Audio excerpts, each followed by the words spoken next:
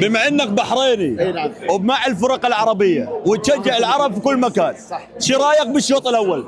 الشوط الاول اردني احتلال كامل ما شاء الله، يعني كان في فرص للجزائر بس ابدا من نفس فرص الاردن. تيموني والله ما شاء الله عليهم، تيكي تاكا وحركات ابدعوا. يعني الشباب النشامه لما قلنا لهم انهم يلعبوا بالروح والعزيمه وسلاحهم انهم هم بيلعبوا بالروح، دائما قلت لك بعض القنوات قلت لهم انه الاردن لا تخاف منه في رجله، خاف منه بقلبه، لانه يلعب بالروح والعزيمه دائما، والوطنيه عندهم هي نمبر 1. واضح الشيء.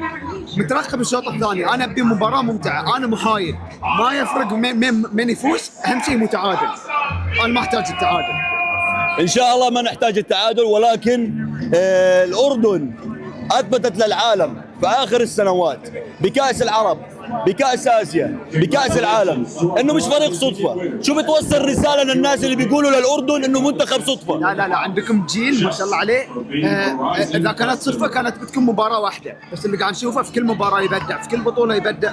فالجيل هذا اللي حاليا موجود ضروري تحافظون عليه، تنمونه، تدعمونه باي طريقه، لان جيل بيوصلكم بعيد باذن الله. شو توقعاتك للشوط الثاني؟